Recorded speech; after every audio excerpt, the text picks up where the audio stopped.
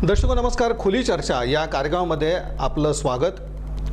सध्याचा हा सगळा कोरोनाचा काळ शहराचा विचार केला तर काहीसं नियंत्रण या कोरोनावर आपल्याला मिळताना दिसतंय. मात्र ग्रामीण भागामध्ये आपण पाहतोय की अजूनही जी परिस्थिती आहे ती भयानक अशा पद्धतीची आहे. मात्र याचबरोबर एक गोष्ट सुद्धा स्पष्ट होते ती ही की आता येणारा जो काळ आहे तो आपल्याला अगदी कोरोना बरोबरच आपल्याला तो काळ घालवावा लागणार आहे. त्याची जी काळजी किंवा सतर्कता बाळगून आपल्याला दैनंदिन व्यवहार हे आता आपल्याला सुरू ठेवावे लागणार आहेत. एकीकडे आपण बघतो की अनलॉक 3 ही जे आहे हे सुरू होतं आहे आणि एका अर्थानं असं म्हणू की बरीचशी मोकळीक आता आपल्याला सध्या मिळते आहे. म्हणजे जे आपले नित्य व्यवहार आहेत तर काही प्रमाणात असं दिसतं की आपल्याला जनजीवन सुरळीत झालं असं आत्ता आपण म्हणू शकतो. पण याचबरोबर अनेक आता प्रश्न आहेत की यापुढं आमचं जे उद्योग व्यवसाय आहेत त्यांची आत्ताची स्थिती कशी आहे. त्याचबरोबर एक आहे की भविष्यामध्ये हे पुन्हा जे उद्योग व्यवसाय आहेत ते कसे उभारतील. कारण एक दिसून येतं आपल्याला की जो काही बंदचा सगळा हा 5-6 महिन्यांचा काळ होता खरोखर एक मोठं आव्हान आहे. उद्योजक असतील व्यावसायिक असतील त्यांच्यासमोरचं आव्हान, ज्यांच्यासमोर रोजगाराचा प्रश्न आहे त्यांची तर अवस्था फारच बिकट आहे. या सगळ्या एका परिस्थितीत आपण पुन्हा कसे उभारणार आहोत हा सगळ्यात महत्त्वाचा प्रश्न आहे. आणि खुली चर्चामध्ये आपण यासाठी निमंत्रित केलं आहे चेंबर ऑफ कॉमर्सचे मानद सचिव केतनबाई शहा यांना. केतनबाई शहा सेडाचे अर्थात सोलापूर इलेक्ट्रॉनिक डीलर्स असोसिएशनचे संस्थापक अध्यक्ष देखील आहेत. आणि एकंदरीत सोलापुरातले जे काही उद्योग व्यवसायाची आजची स्थिती आहे आणि भविष्यात कशा प्रकारे हे पुन्हा एकदा उद्योग व्यवसाय उभारतील. आणि याचबरोबर आपल्याला एक चर्चा अशी करायची की सोलापूरच्या बाबतीमध्ये ज्या पद्धतीनं आपण उद्योग व्यवसाय संदर्भात चर्चा करत असताना विकासाचा जो मुद्दा आहे की आमचे सोलापूरचे म्हणून जे काही कायम प्रश्न आहेत तर ते आता देखील तशाच अवस्थेत आहेत. त्या संदर्भात येत्या काळात काही होणार आहे का?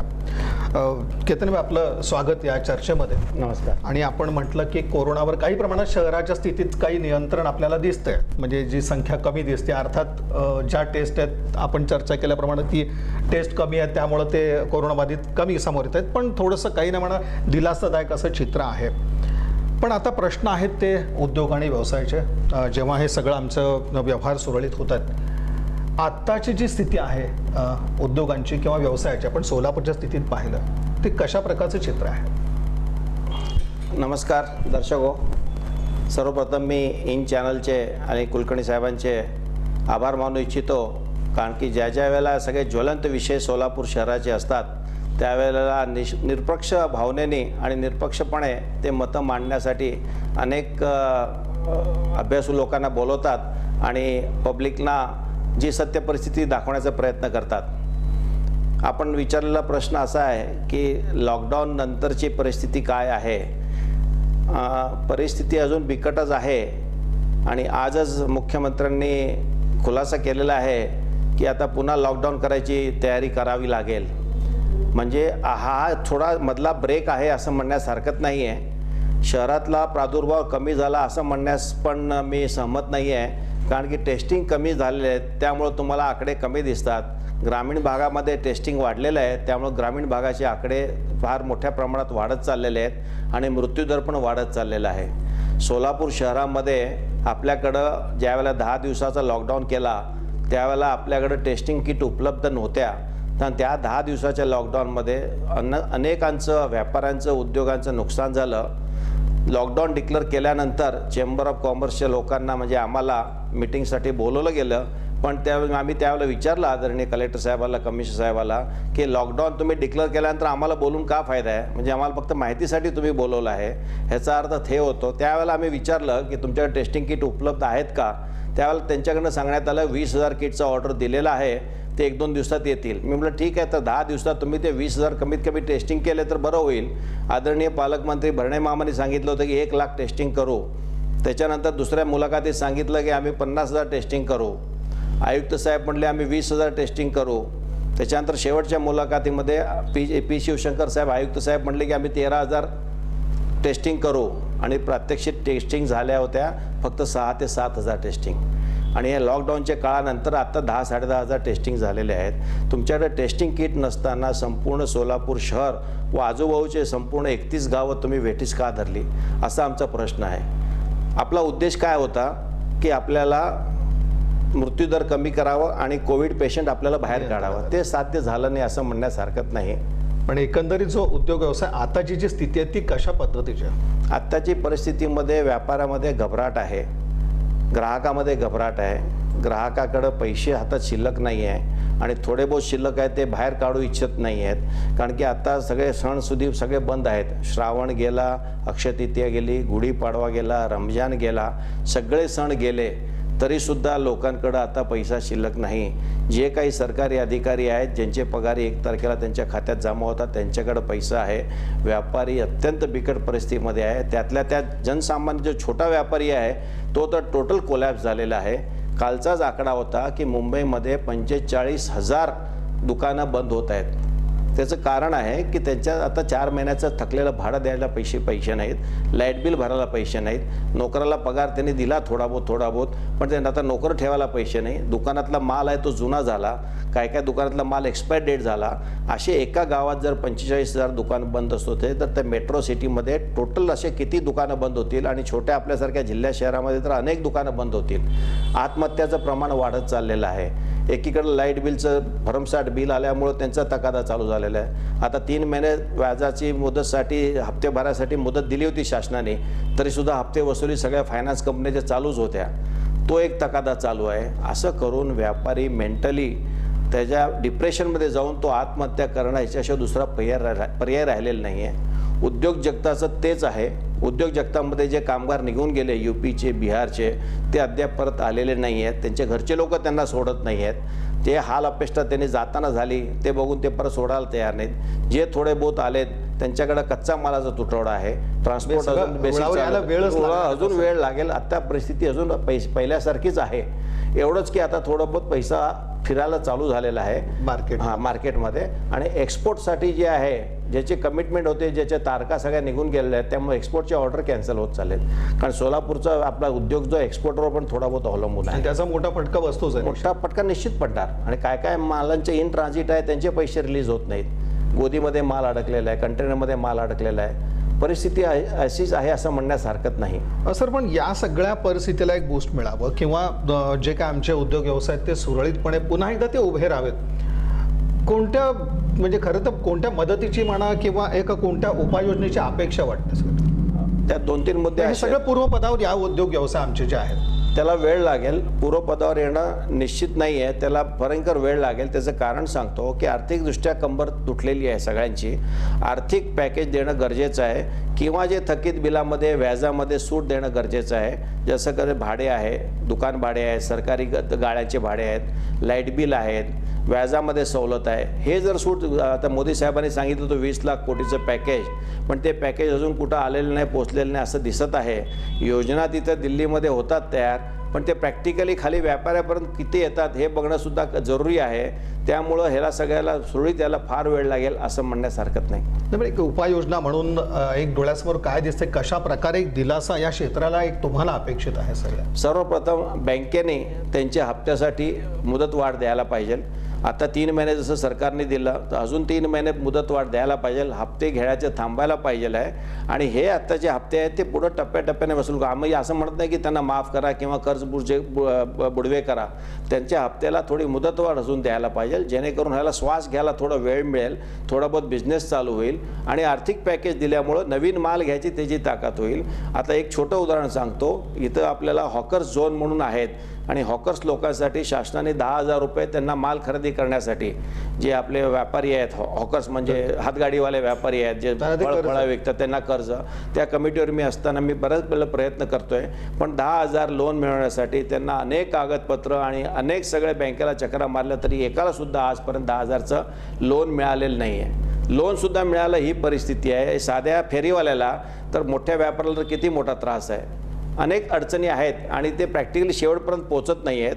आता साधं उदाहरण बघा, 500 रुपये तुम्ही गरिबांच्या अकाउंटमध्ये टाकले, चांगलं काम केलं आहे, पण ते अकाउंटमधले पैसे काढण्यासाठी शेकडोनी बँकेच्या बाहेर लाईन लागलेली आहे. त्या रांगा लागण्यामध्ये म्हणजे त्याच्यासाठी जर तुम्ही पोस्टामार्फत पोस्टमनतर्फे त्यांच्या घरी पैसे पोच केले असते, तुमच्याकडे सगळं ID प्रूफ आहे, सगळं आहे, त्यांचे सही घ्यायचे, जसं बँकेत पैसे टाकले तसे पोस्टवाल्याकडनं त्यांच्या घरपोच केले असते तर हा प्रादुर्भाव कमी झाला असता असं म्हणण्यास हरकत नाही. आपण पाहतो की सगळ्यात आपल्या समोर जो प्रश्न आहे तो उद्योग व्यवसाय आणि रोजगाराचा. अर्थात हा रोजगार किंवा नोकऱ्या ज्या अवलंबून आहेत त्या आमच्या उद्योग व्यवसायावरती अवलंबून आहेत. आणि मध्यंतरी आमच्या केंद्र सरकारने एक फार मोठी आणि ऐतिहासिक अशा पद्धतीची घोषणा केली ती म्हणजे 20 लाख कोटी रुपयांची.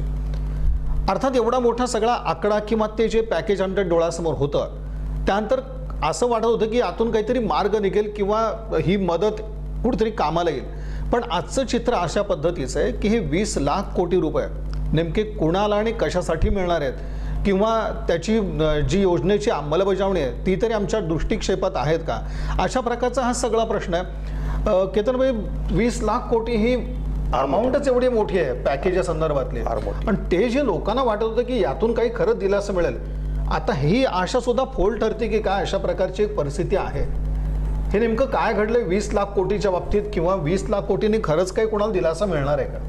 पॅकेज डिक्लेअर का केवळ एक पुन्हा त्या सगळ्या गोष्टी कागदावरच्याच आहेत? हां, एक्झॅक्टली. पॅकेज डिक्लेअर करून थांबणं हे व्यवस्थित नाही आहे. ज्याच्याकडे तुमच्या तिजोरीत पैसाच नाही आहे आणि तुम्ही नुसतं घोषणा करता, हे घोषणा करून शेवटी त्याचं इम्प्लिमेंटेशन व्हायला पाहिजे. आज शेतकऱ्याची हालत तशीच आहे, व्यापाऱ्यांची हालत तशीच आहे, उद्योगाची हालत तशीच आहे.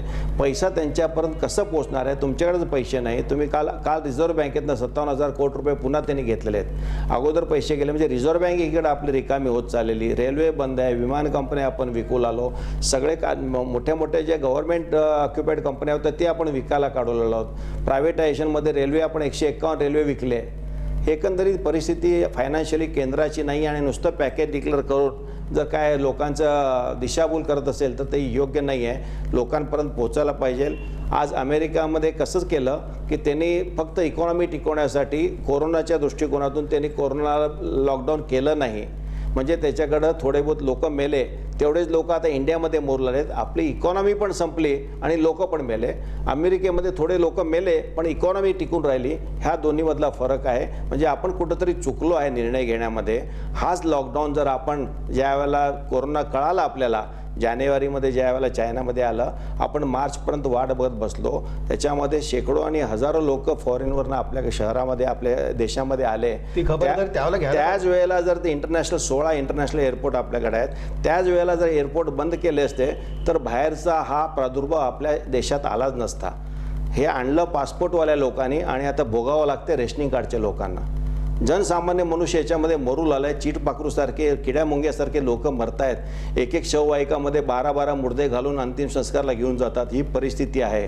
आणि आपण दीड तास लाल किल्ल्यावरनं भाषण देतो आणि ह्या कोरोना संबंधी फक्त म्हणतो की लवकरच लस येणार आहे आणि लस आल्यानंतर याच्यात फरक पडेल. ही लस तेवढाच उल्लेख दीड तासाच्या ह्याच्यामध्ये, आणि एवढं सगळं इकॉनॉमी आपली कोलॅप्स झाली असताना अनेक आशा आम्हाला पंतप्रधानांकडनं होतं की व्यापाऱ्यांसाठी, उद्योजकासाठी काय त्यांनी पॅकेज अजून देतील किंवा अजून सुटसुटीतपणा आणतील, टॅक्समध्ये त्याला काय सूट देतील. पण तसं काही झालेलं दिसत नाही. आणखीन एक प्रश्न असा आहे की 20 लाख कोटी हा जो आकडा केंद्रानं जाहीर केला त्यामध्ये केंद्राचं साधारण धोरण असं दिसतंय की कुठेतरी चालून उद्योग आणि व्यवसायाला चालना देणं किंवा त्याला एक आधार देणं असं दिसतंय. सर्वसामान्य माणसाला काही दिलासा मिळेल असं त्यामध्ये चित्र नाही आहे. सर्वसामान्य लोकांकडे जेव्हा त्यांची ती क्रयशक्ती वाढेल तेव्हाच खरं म्हणजे आमचा उद्योग व्यवसाय वाढीस लागणार आहे किंवा चालना मिळणार आहे. ही क्रयशक्ती लोकांची वाढण्यास किती महत्त्वाचं आहे आणि मग शेवटी त्याकरता उपाय कुठले आहेत? क्रयशक्ती वाढवण्यासाठी शेवटी लोकांकडे पैसा आला तर ती लोक खर्च करणार आहेत. एक्झॅक्टली. पण क्रयशक्ती वाढवण्यासाठी ह्याने जो पॅकेज दिला की रोजगार निर्मिती कोण करतं? व्यापारी आणि उद्योजक करतात. त्यांना जर पॅकेज दिलं तर त्यांना रोजगार चालू होईल. तुम्ही सरकारी नोकरांना पगार जसे दिल्या तसे आम्हाला पण पगार द्यायला सांगितले. आम्ही पगार आपण दिले, जेवढं व्यापाराला जमेल तेवढं पगार दिले, उद्योजकांनी दिले तेवढे. त्याच्यानंतर तुम्ही धान्य वाटप केलं, ती एक चांगली गोष्ट आहे की उपासमार थोडी कमी झाली. जे फुकट धान्य दिलं हे निश्चितच चांगली आहे. त्याची यंत्रणा पण चांगली राबवली गेली जेणेकरून लोक उपासमारीने कमी मेले. त्यामुळे क्रयशक्ती वाढवण्यासाठी त्यांची खरेदी शक्ती नाही वाढली पण त्यांचा उदरनिर्वाह चालू राहिला. आणि जर आता व्यापार उद्योग जर वाढला असता तर त्यांची रोजगारी पण आता चालू झाली असती. पण अजून मात्र गरज आहे की लोकांच्या हातात कुठेतरी पैसा यायला पाहिजे. त्यामुळं व्यापारमध्ये, मार्केटमध्ये पैसा नाही आहे. सणासुदीला काल सुद्धा बैलपोळा गेला, त्याच्यानंतर आता रामनवमी गेला. सगळ्या परिस्थितीमध्ये लोकांकडे खरेदी शक्ती नाही आहे. एकीकडे फायनान्स कंपन्याचे लोकांनी पैसे परत दिले नाही त्यामुळे फायनान्स कंपन्या अडचणीत आहेत. फायनान्स कंपन्या आता बंद पडू लागल्या आहेत. फायनान्स कंपन्याकडे रोज भांडणं होऊ लागले आहेत. म्हणजे चारीकडनं जनसामान्य माणसाचं कुचंबणा होत आहे आणि त्याची क्रयशक्ती कमी झाली. त्याचा इफेक्ट दुकानदारावर पडत आहे. दुकानातनं मालच विकला गेला नाही तर टर्नओव्हर होणार कसा? टर्नर होण्यासाठी त्यांची खरेदी शक्ती वाढायला पाहिजे, फायनान्स कंपन्या पुन्हा चालू व्हायला पाहिजे, तरच लोकांची खरेदी शक्ती वाढेल. आणि आता सर्व लोक सिक्युअर्ड झालेले आहेत, लक्झरी वस्तूला खर्च करत नाही आहेत, ते फक्त रोजगाराच्या वस्तू आपल्याला रोज लागणाऱ्या दैनंदिन वस्तूसाठी ते पैसे रिझर्व्ह ठेवत कोरोनानं आहेत. आम्हाला हे शिकवलं. हा, कोरोनाने आपल्याला शिकवलं की तुम्ही लक्झरी बाजूला ठेवा, साधेपणाने राहावा, साधं अन्न खावा, बाकी लक्झरी हॉटेल सोडून द्या, रेस्टॉरंट सोडून द्या, फॉरेन ट्रिप सोडून द्या, ट्रिप सोडून द्या, लोकल कुठं टुरिझमला जाऊ नका. ह्या सगळ्या प्रादुर्भावामुळं हे सगळं कमी झालेलं आहे. त्यामुळं खरेदी शक्ती नाही. हे सगळं कमी असताना सुद्धा लोकांकडे पैसा राहिलेला नाही आहे आणि एक डोक्यात भीती भरलेली आहे की भविष्यात कसं होईल. त्या भविष्याच्या भीतीमुळे सुद्धा हार्ट अटॅकने लोक मरत आहेत. ही परिस्थिती निश्चितच म्हणजे आपण भविष्यात जी लोकांच्या मनात भीती आहे त्या संदर्भात आज आपण खुली चर्चा या कार्यक्रमामध्ये उद्योजक आणि व्यावसायिक केतनभाई शहा यांच्याशी सविस्तर अशी चर्चा करतोय, संवाद साधतोय. मुळामध्ये असं आहे की या सगळ्या कोरोनाच्या काळानंतर किंवा आता ह्या सगळ्या काळाबरोबर आपण म्हणू की उद्योग व्यवसाय आमचे स्थिर स्थावर व्हावेत, रोजगाराची निर्मिती व्हावी किंवा जो आमचा सध्याचा रोजगार आहे तो टिकून राहावा, यासाठीचं एकंदरीत चित्र कशा पद्धतीचं आहे, अशा प्रकारचा एक आपला मुद्दा होता. या सगळ्या चर्चेमध्ये केतनभाईंनी महत्त्वाचं सांगितलं की जी आत्ताची उद्योग व्यवसाय स्थिती आहे ती अर्थातच नाजूक आहे आणि तिला आणखीन दिलासा मिळाल्याशिवाय हा उद्योग व्यवसाय स्थिर स्थावर होणार नाही आणि काही प्रमाणात का होईना ही परिस्थिती आणखीन काही काळ अशाच पद्धतीची चालणार आहे. याचबरोबर असं आहे की शेवटी आत्ताचा आपण विचार करतोच आहे, पण जेव्हा आम्ही सोलापूरकर म्हणून विचार करायला लागतो काही गोष्टींचा, तेव्हा इथल्या उद्योग व्यवसायासंदर्भात आमची एक महत्त्वपूर्ण ठरते ती विमानसेवा. इथले व्यवसाय वाढावेत, उद्योग वाढावेत, कुठेतरी चालून सोलापूरकरांना दिलासा मिळावा आणि जो सध्याचा काळ आहे त्यातून आपण एक एक टप्प्याने बाहेर पडावं. काय काय होऊ शकतं या संदर्भामध्ये आता आपण ही सगळी ती चर्चा करतो. त्यामध्ये पुढं चालून एक महत्त्वाचा आपल्याकडे भाग येणार आहे तो म्हणजे विमानसेवेचा. बऱ्याच वेळा आमच्याकडे चर्चा झाल्या, पण आजची अवस्था अशी की ना आमच्याकडं होडगे रोडवरनं विमानसेवा सुरू आहे, ना जी बहुचर्चित असं आमचे जे बोरावणी विमानतळ होतं तिथं तर आता कुठलाच काही संबंध नाही, अशा प्रकारची परिस्थिती आहे. नेमकी विमानसेवा या शहरात नसल्यामुळं कशा प्रकारची एक परिस्थिती आहे. आपण ठीक आहे आता असा विचार करून चालू की या काळातनं आपण परत बाहेर पडू, पुढत उद्योग व्यवसाय स्थिर स्थावर होतील, मार्ग लागेल, पण यानंतर निश्चितच एक प्रश्न येणार आहे सोलापूरचा उद्योग व्यवसाय आणि त्यासाठी विमानसेवा जी आहे ती आवश्यक आहे, पण त्या बाबतीत काहीच होत नाही असं आपल्याला दिसतं. कुलकर्णी साहेब, अत्यंत महत्त्वाचा विषय आणि माझा आवडीचा त्यासाठी तुम्ही खास पाठपुरावा सुरुवातीपासून करताय आजपर्यंत. ज्या विषयात मी 2009 पासून याच्या पाठपुरावा करत असताना 2009 ते 2011 पर्यंत आम्ही विमानसेवा चालू ठेवली. साधारणपणे 18 महिने विमानसेवा चालू होती सोलापूरची. त्यावेळचे टुरिझम मंत्री आणि माजी उपमुख्यमंत्री विजयसिंह मोहिते पाटील आणि आम्ही दिल्लीला बसून प्रफुल्ल पटेलच्या घरी बंगल्यात सगळ्या मिटिंगा घेऊन त्यावेळची विमानसेवा चालू केली होती आणि अत्यंत उत्कृष्टरित्या आपल्याकडे विमानसेवा चालू होती. किंगफिशर कंपनीमध्ये लॉस झाल्यामुळे त्यांनी ती विमानसेवा बंद केली. त्याच्यानंतर आज 2020 उजडलंय, पण आपल्याकडे विमानसेवा अद्याप चालू नाही. अत्यंत खोलात जाऊन आम्ही सगळं त्याच्या मागं लागलेलो आहोत. इन बिटवीन सिद्धेश्वर सहकारी साखर कारखान्याची मोठी 90 मीटर चिमणी बरोबर रनवेच्या सेंटरला अनधिकृतप्रमाणे उभारली गेली आणि आता ज्यावेळेला उडान स्कीममध्ये आपण 3 वेळा भाग घेतला, मोदी साहेबांनी आपल्याला उडान स्कीममध्ये 3 वेळा चान्स दिला की जेणेकरून सामान्य प्रवाशांना 50% त्याच्या तिकिटामध्ये सूट मिळते. आता एवढा मोठा फायदा आपल्या सोलापूरकरांना आणि इंडस्ट्रीवाल्याला मिळाला असता आणि विमानसेवा चालू झाली असती तर सोलापुरात नवीन उद्योग आले असते. सोलापूर वासियांसाठी विमानसेवा एवढी महत्त्वाची नाही कारण की ट्रेनने आपलं एवढंच कनेक्टिव्हिटी आहे, पण जे परगावून आपल्याकडे लोक येतात किंवा फॉरेनर लोक येतात, आपल्याकडे चादर आहे, टॉवेल आहे, त्याच्यानंतर नेपकिन्स आहेत, त्याच्यानंतर डाळिंब आहे, त्याच्यानंतर बोरं आहेत, त्याच्यानंतर द्राक्ष आहेत, हे सगळे एक्सपोर्ट होणाऱ्या वस्तू आपल्याकडनं आहे. जर हाच माल बाजारपेठातून एक्सपोर्टला जर गेला तर त्याचे खरेदीचे लोक जर विमानाने आपल्याकडे आलं तर डॉलरच्या रूपामध्ये आपल्या शेतकऱ्यांना किंवा आपल्या व्यापाऱ्यांना किंवा मार्केट यार्डच्या लोकांना पैसे मिळाले असते. त्या दृष्टिकोनातून विमानसेवा अत्यंत महत्त्वाची आहे. त्याचप्रमाणे बिजापूर आहे, हम्पी हॉस्पिटल आहे आणि आपले 5 तीर्थक्षेत्र आहेत, त्याच्यामध्ये लोक जे दर्शनाला येतात किंवा ते फॉरेनर बघण्यासाठी येतात. कर्नाटक आंध्रला आपण जोडतो. कर्नाटक आंध्र बॉर्डरवरचं आपलं शहर आहे. आपल्यानंतर गुलबर्गा विमानसेवा चालू झाली, कोल्हापूर चालू झाली, त्याच्यानंतर शिर्डी चालू झाली, जळगाव चालू झाली आहे, त्याच्यानंतर आता गुलबर्ग्याला त्यांनी मोठं एअरपोर्ट. कुठे कमी पडतोय आपण? आपल्या कमी पडण्यामध्ये ह्या नेमकं सगळं तुम्ही तर आता सुरुवातीपासून आता ते जे पाहिले तुम्ही ते काय म्हणजे अख्ख्या आपण विमानसेवेच्या बाबतीत कुठे कमी पडतोय? सेंट्रलचा हा विषय आहे, त्यासाठी खासदारांनी लक्ष द्यायला पाहिजे. मागील खासदारांनी लक्ष दिलेलं नाही मागं लागून. आत्ताच्या खासदारांच्या सुद्धा आम्ही महास्वामीजींच्या मागं लागलो, सिद्धेश्वर महासविद्या, त्यांनी पण जातीने एवढं लक्ष दिलेलं नाही. कारण की सेंट्रलचा विषय असल्यामुळं तिथून होणं गरजेचं आहे. एकीकडे हायकोर्टाचा निकाल, सुप्रीम कोर्टाचा निकाल आणि DGCAचा निकाल सिद्धेश्वर कारखान्याच्या विरुद्ध लागलेला असताय. 2018 साली हायकोर्टने निकाल दिला आहे की ताबडतोब चिमणी डिमॉलिश करावी.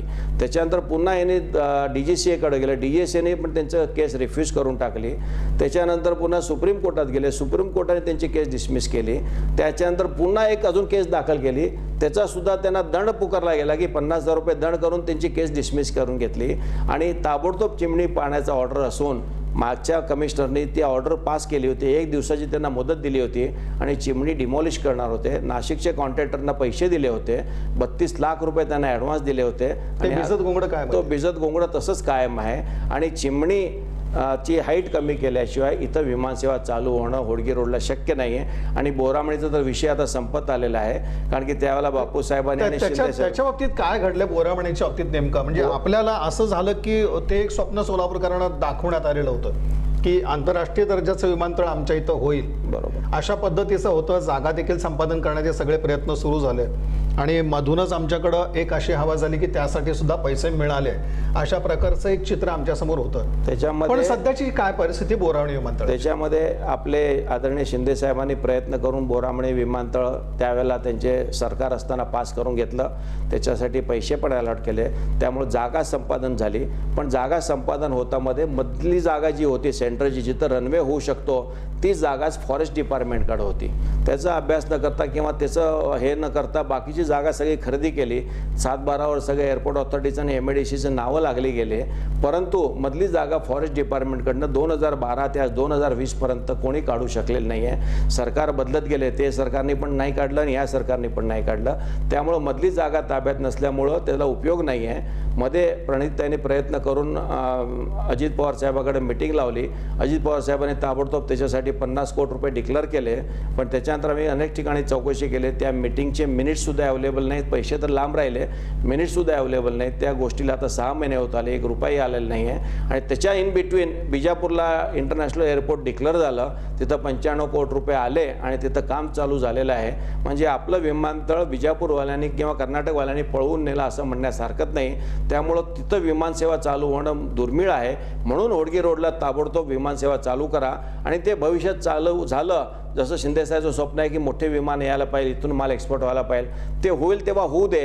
तोपर्यंत इथं सर्व्हिस चालू होणं महत्त्वाचं आहे. आणि त्याच्यासाठी चिमणी डिमॉलिश झाल्याशिवाय DGCA परमिशन देत नाही. DGCA म्हणजे प्रवासी विमान वाहतूक करताना director general of civil aviation परवानगी देतं. त्याचं 2 वेळा त्याचं लेखीमध्ये आलेलं आहे की ती चिमणी पडल्याशिवाय असं छोटे छोटे 16 ऑब्स्टेकल अजून आहेत, ते काय किरकोळ आहे ते होऊन जाईल. पण मेन म्हणजे आता म्हणायचं असं आपण की बोरामणी विमानतळ सोलापूरकरांनी विसरायचं आता तूर्तरी परिस्थिती तशीच आहे.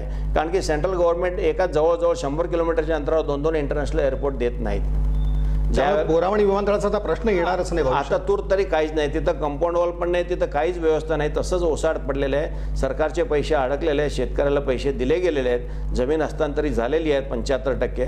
25% जमीन फक्त याच्यासाठी फॉरेस्ट डिपार्टमेंटकडे आहे. फॉरेस्ट डिपार्टमेंटकडे म्हणतं की आम्हाला दुसरी जागा द्या, त्यानंतर आम्ही ही जागा सोडू. पण कुठलाच कलेक्टर याच्या बाबतीत ॲक्शन घ्यायला तयार सर. याबाबतीत असं दिसतं का आपल्याला की खरं म्हणजे हे इथल्या एका नेतृत्वाचे देखील एक प्रयत्न त्या दृष्टीने तसे राहायला पाहिजे होते. ते नेतृत्व म्हणा किंवा तुम्ही त्यांच्यापर्यंत विषय हा सगळ्या मांडण्यामध्ये काही फरक पडतो का तो, की त्यांच्यापर्यंत हा विषय तितक्या प्रभावीपणे मांडला नाही किंवा नेतृत्वाच्या काही अडचणी? काय घडलंय विमानसेवेच्या बाबतीत नेमकं काय घडतं? पाठपुरावा अत्यंत म्हणजे व्यापारी आणि उद्योजक आपल्या नेतृत्वापर्यंत ही बाजू मांडतायत आणि त्यांच्याकडनं प्रतिसाद मिळत नाही, असं काही घडतं का? असं घडण्यामध्ये त्यांचा उद्देश चांगला होता, पण तो उद्देश सफल झालेला नाही. उद्देश असा होता की तिथं लवकरात लवकर चालू व्हावं, पण सरकारची परिस्थिती फायनान्शियली बघता ते होणं आता शक्य नाही आहे. आणि तिथली जागा घेऊन आपले पैसे उलट अडकले असं म्हणण्यास हरकत नाही आहे. तूर्त आता आपल्याला विमानसेवा चालू करणं गरजेचं आहे. आपल्या सोलापुरातून दरवर्षी 3000 इंजिनियर्स तयार होऊन परगावी जातात, कारण की इथं नोकऱ्या नाही आहेत. नोकऱ्या का नाही तर उद्योग नाही आहे. उद्योग का नाही तर त्याच्यासाठी विमानसेवा नाही. प्रत्येक IT क्षेत्र जर आपल्या सोलापूरला आलं असतं, आता हैदराबाद फुल झालेलं आहे, बेंगलोर फुल झालेलं आहे, पुणे फुल झालेलं आहे, आपल्याकडे स्वस्तात जागा आहे, आपल्याकडे इंटरनेट कनेक्शन आहे, पाण्याची मुबलकता आहे, अनुकूल सुविधा आम्ही देऊ शकत नाही. रोड कनेक्टिव्हिटी असताना फक्त विमान सेवा नसल्यामुळे IT कंपन्या येत नाहीत. IT कंपन्या न आल्यामुळे इथं रोजगार उत्पन्न होत नाही आणि सगळे आपले यंग जनरेशन इथून बाहेर निघून जात आहे. किती याच अनुषंगाने मला तुम्हाला प्रश्न विचार, म्हणजे व्यापारी उद्योजक आपण सातत्यानं उल्लेख करतोय. आपण गेल्या काही काळापासून असं बघितलंय की कुठंतरी चालून व्यापाऱ्यांचं संघटन आता काही राहिलेलं नाहीये.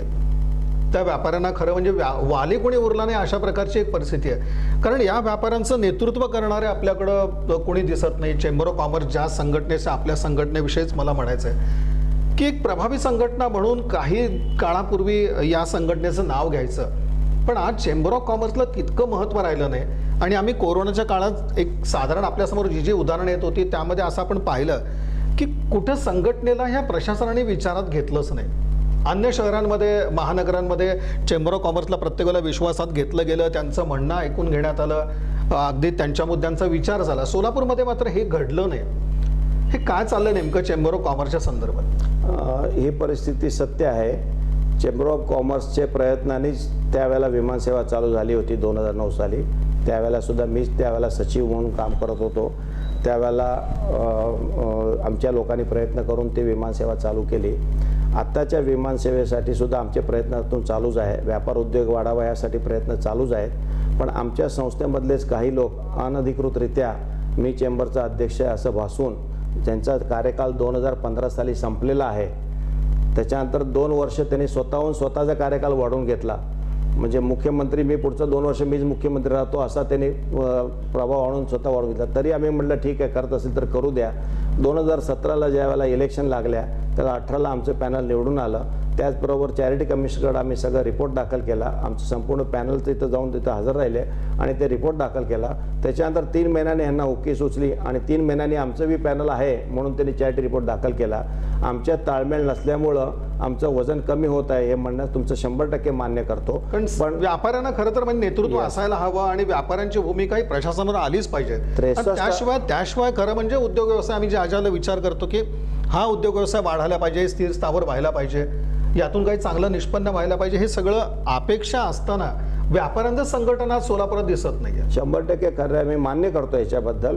पण त्याला इलाज नाही. आता केस चॅरिटी कमिशनरच्या कोर्टात असल्यामुळं आपण त्याच्यासाठी जास्त चर्चा करणं योग्य नाही. पण आमचं म्हणणं असं आहे की सत्याचा नेहमी विजय होतो आणि खोटं दिखावा करून जर खोटं मी चेंबरचं प्रतिनिधित्व करतो, ह्या मंत्र्याला भेटायचं, त्या मंत्र्याला भेटायचं, या सगळ्या विसंवादामुळं कोणीच लक्ष देत नाहीये किंवा त्याचं वजन पण कमी होतंय.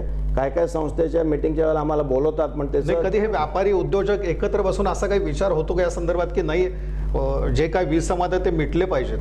100% मिटले पाहिजे. व्यापार जो आहे तो प्रतिनिधित्व कोण करायचं हे निवडणुकीनंतर जे ठरलं जातं, त्या निवडणुकीने ज्याला प्रतिनिधित्व दिलं आहे त्याला आम्ही चॅरिटी कमिशनची वाट बघतो. त्याचा निर्णय आल्यानंतर पुन्हा नेतृत्व व्यवस्थित होईल व सोलापूरच्या उद्योग विकासाकडं निश्चित लक्ष दिलं जाईल. प्रत्येक इंडस्ट्री आहे, उद्योग आहे, हॉटेल व्यवसाय आहे, हे सगळ्या दृष्टिकोनातून आम्ही प्रयत्न करत आहोत. व्यापाऱ्यांचं नेतृत्व हे उभारलंच पाहिजे किंवा एक संघटना त्यांची मजबूत असली पाहिजे, असायलाच पाहिजे. याचबरोबर एक दिसतं सगळ्यात महत्त्वाचं म्हणजे की जेव्हा मी सोलापूरचा विचार करायला लागतो इथल्या उद्योग व्यवसायासंदर्भात किंवा एकंदरीत सोलापूरच्या विकासासंदर्भात, बऱ्याच काही गोष्टी आमच्याकडं घडत आल्या, स्थित्यंतरही घडत असतात आणि महत्त्वपूर्ण योजना होती सोलापूरच्या बाबतीमध्ये, म्हणजे अजूनही ती आहे स्मार्ट सिटीचे. म्हणजे जशा काही गोष्टी विमानतळाच्या संदर्भात झाल्या, आपण स्मार्ट सिटीचं आपण बघतोय. खरं म्हणजे आता महानगरपालिकेमधली जो काही आता सत्ताधारी भाजपचा काळ आहे तो जवळपास आता तो संपत आला. केंद्रामध्ये मोदी सरकारची दुसरी टर्म सुरू झाली. खरं म्हणजे पहिल्या टर्ममधला हा सगळा स्मार्ट सिटीचा निर्णय. आणि आमच्याकडे जर विचार केला तर अगदी काँग्रेस राष्ट्रवादी जेव्हा महापालिकेत सत्ताधारी म्हणून होते तर तेव्हा ही सगळ्या स्मार्ट सिटीची घोषणा झालेली होती. पण आजपर्यंत सोलापूर सिटीमध्ये ही स्मार्ट सिटी काही अवतरलेली नाही.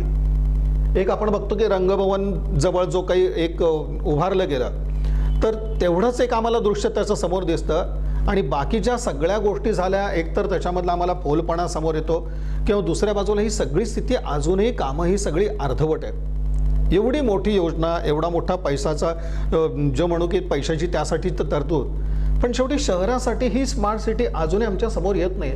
आणि मग जेव्हा शहराच्या विकासाचा विचार करायला लागतो तेव्हा मग असे आम्हाला अडथळे दिसायला लागतात. तर या स्मार्ट सिटीचे काही सगळ्या गोष्टी अर्धवट राहतात.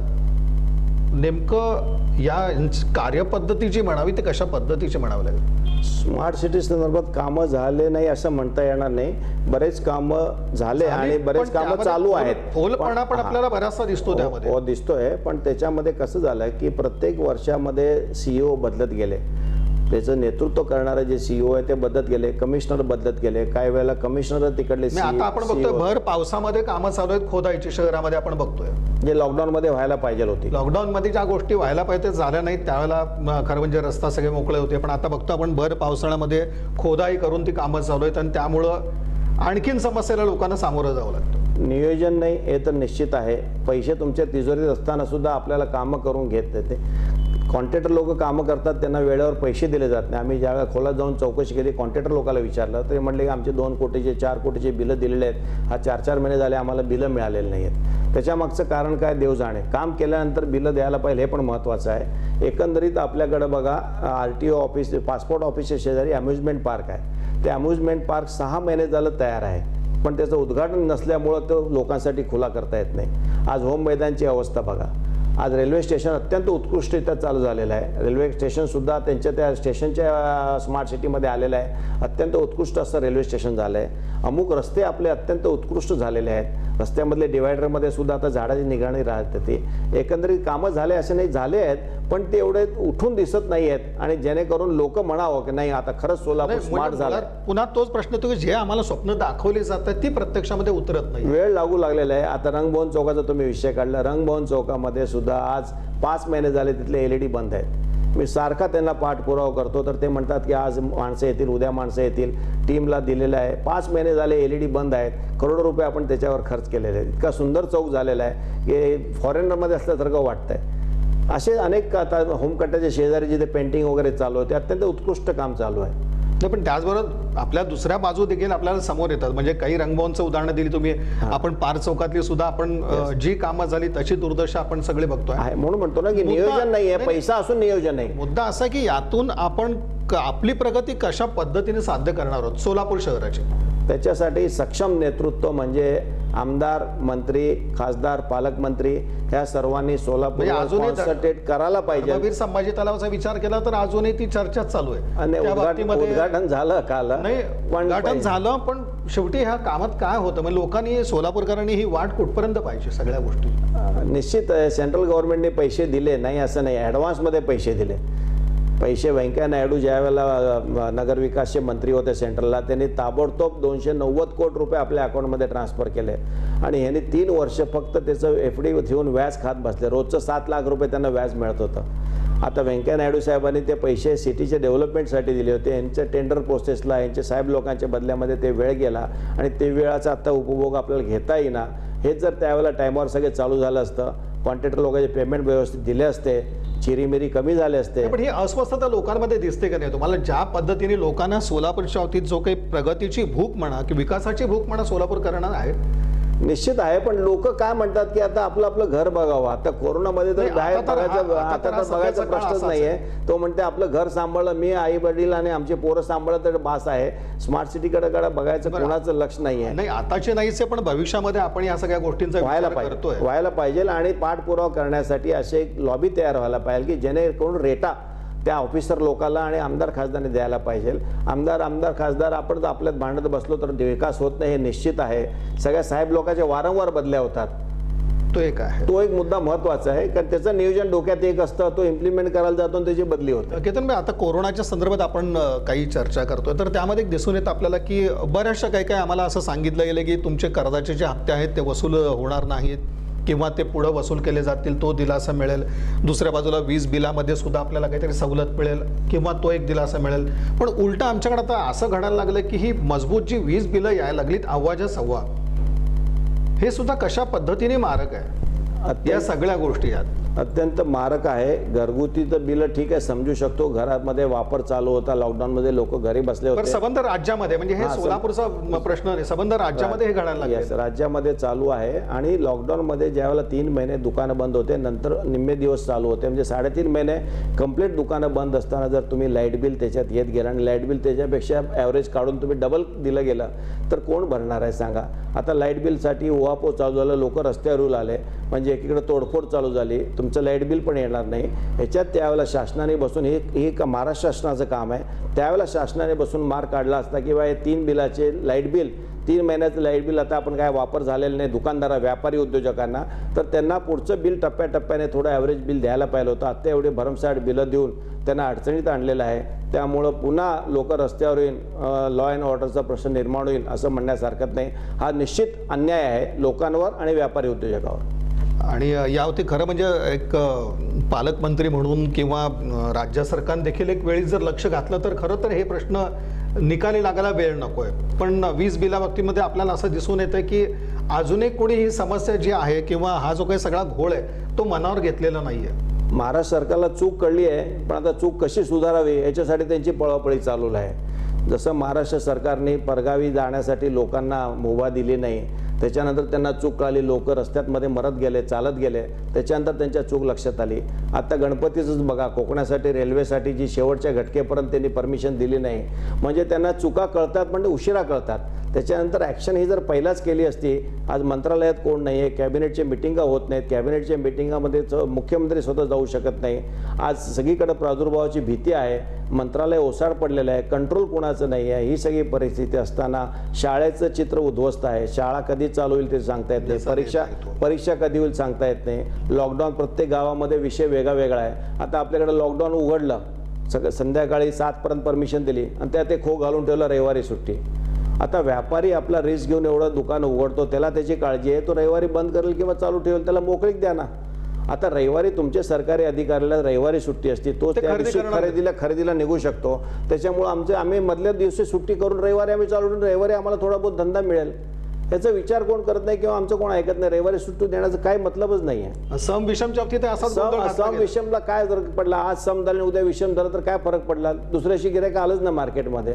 आणि कुठे एवढं गिरायक ओसंडून चाललेलं आहे. आपल्याकडे 2-3 बाजारपेठा सोडले तर कुठेही गर्दी दिसत नाही आहे, अजूनसुद्धा दिसत नाही आहे. त्यामुळं हे सगळं लॉकडाऊनचे शिथिल करायला पाहिजे रूल.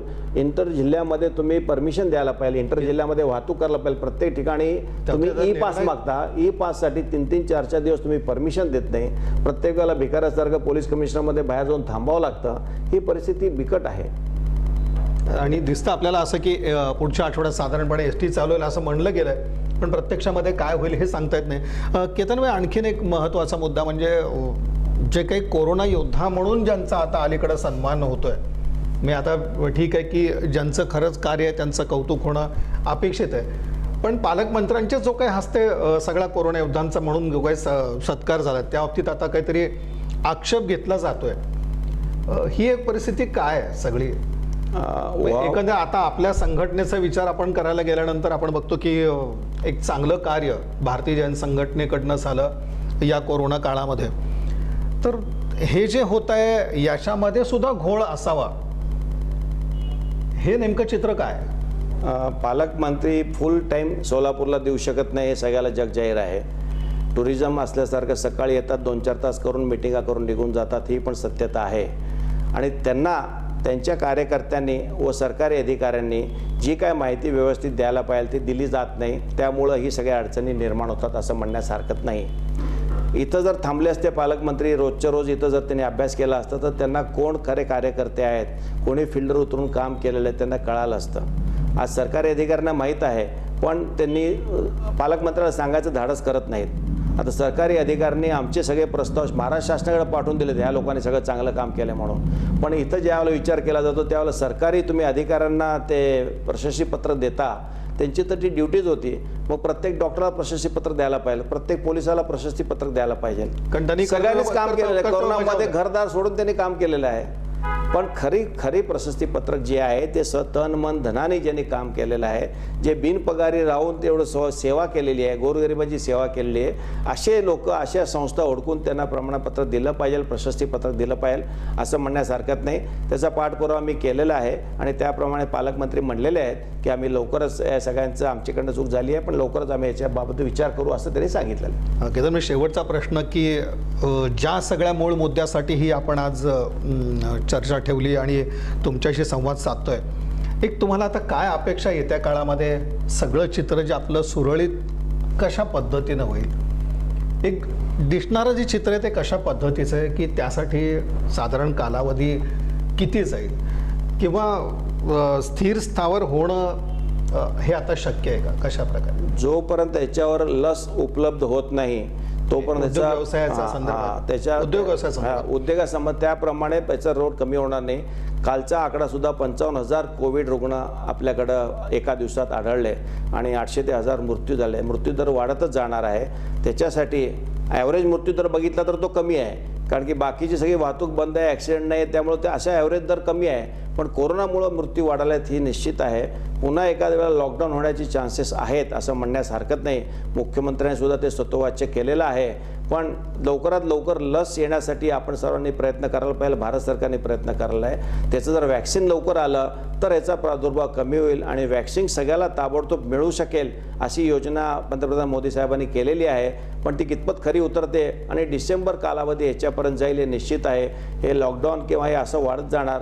जोपर्यंत लस आपल्या हातात येत नाही डिसेंबरपर्यंत ही परिस्थिती अशीच राहील असं आम्हाला वाटतंय. एकंदरीत आपण बघतोय की जेव्हा आपण सगळे कोरोनाबरोबर चालतो आहोत तेव्हा सगळ्यात महत्त्वाचं आहे की आमच्या इथला उद्योग व्यवसाय आणि त्याच्यावरती अवलंबून असणारा रोजगार हे सगळं चित्र कशा पद्धतीने स्थिर स्थावर होईल या संदर्भात आज आपण चेंबर ऑफ कॉमर्सचे महासचिव तथा उद्योजक आणि व्यावसायिक असणारे केतनभाई शहा यांच्याशी हा सविस्तर असा संवाद साधला. दुसऱ्या बाजूला भारतीय जैन संघटनेच्या वतीनं एक मोठं सामाजिक कार्य त्यांनी या कोरोना काळात केलेलं होतं. तेव्हा सगळ्यात महत्त्वाचं म्हणजे हे जो सगळा मोठं केलं आम्ही काम भारतीय जैन संघटनेच्या वतीनं तोच एक मुद्दा होता की हे सगळं कार्य भारतीय जैन संघटनेनं केलेलं होतं. हो, त्याच्याबद्दल मी थोडं बोलू इच्छितो की भारतीय जैन संघटना ही संपूर्ण देशभरात आणि महाराष्ट्रात काम करणारी संस्था आहे. आम्ही डॉक्टर आपल्या दारी ह्याच्या मागील 3 महिन्याच्या कालावधीमध्ये ज्यावेळेला लॉकडाऊन होता त्यावेळेला आमचे सर्व कार्यकर्ते ॲम्ब्युलन्समध्ये डॉक्टर्स, नर्सेस, पॅरामेडिकल स्टाफ आणि औषधं घेऊन गोरगरिबांच्या वस्त्यामध्ये जाऊन आम्ही तिथे काम केलं, सेवा दिली. 17 लाख रुग्णांना आम्ही तपासलं, 17 लाख रुग्णांना मोफत आम्ही औषधं दिली. एवढं मोठं काम आम्ही केलं. त्याचबरोबर तेवढं काम न करून आम्हाला वाटलं होतं की आता यावेळेला रक्ताची गरज जास्त पडेल, प्लाझ्माची गरज जास्त पडेल. त्यामुळं साधारणपणे आम्ही 15,000 बॉटल्स संपूर्ण महाराष्ट्रात रक्त गोळा करून सरकारी किंवा निमसरकारी आम्ही रक्तपेढ्याला रक्तदान केलं. आता आम्ही प्लाझ्माची मोहीम चालू केलेली आहे. 5,000 प्लाझ्मा दात्याकडनं आम्ही संमतीपत्र भरून घेत आहोत. कालच आम्ही महापौरकडनं घेतलं, असिस्टंट कमिशनरकडनं घेतलं, आता आयुक्त साहेबाकडनं घेतो आहे. 5,000 लोकांचं संमतीपत्र प्लाझ्मामुळं रुग्णाला ज्याचं पॉझिटिव्ह होऊन निगेटिव्ह झालेलं असतं त्या रुग्णाचा आपण प्लाझ्मा घेतला तर सध्या जो रुग्ण बरा झालेला नाही त्याला जर प्लाझ्मा दिला तर तो त्याच्यातनं बरा होऊ शकतो. त्याच्यासाठी आम्ही 5,000 देऊ लागलो. आम्ही रोज साधारणपणे सोलापूर शहरामध्ये आम्ही 300 गाईला हिरवा चारा देत होतो, 250-300 कुत्र्याला आम्ही जेवण, चपाती आणि दूध देत होतो. अशी अनेक कामं भारतीय जैन संघटनामार्फत तन मन धनाने कुठलीही सरकारी मदत न घेता आम्ही करून आमचा समाज करत होता. एक अत्यंत उपयोगी गोष्ट आहे आणि ती सर्वांनी करायला पाहिजे असं म्हणण्यास हरकत नाही. कोरोनाच्या काळामध्ये निश्चितच हे सगळं सामाजिक बांधिलकी आणि सामाजिक भान राखणारं कार्य भारतीय जैन संघटनेकडनं झालं. यावर आता ठीक आहे की जी परिस्थिती आहे त्यातून आता प्रत्येकाला बाहेर पडणं हे सगळ्यात महत्त्वाचं आणि बाहेर पडताना इथला उद्योग आणि व्यवसाय हा पुन्हा एकदा याची गाडी रुळावर येणं हे कशा पद्धतीनं शक्य या संदर्भात आपण उद्योजक व्यावसायिक असणारे केतनभाई शहा यांचे संवाद साधला. यासाठी निश्चितच येणारे 6 महिने, वर्षाचा काळ तरी कमीत कमी लागेल अशा प्रकारचं म्हणणं केतनभाई शहा यांनी मांडलं. दुसऱ्या बाजूला आम्ही जे काही पॅकेज म्हणत होतो 20 लाख कोटी वगैरे अशा ज्या काही मोठ्या आकडेवारीचं, तर त्यांचं म्हणणं असं की हे कोणाला आणि कुठं मिळालं या सगळ्या गोष्टी कागदावर राहत आहेत आणि इथून बाहेर पडण्यासाठी मुळामध्ये लोकांची क्रयशक्ती वाढवणं ही देखील एक मोठी जबाबदारी आहे.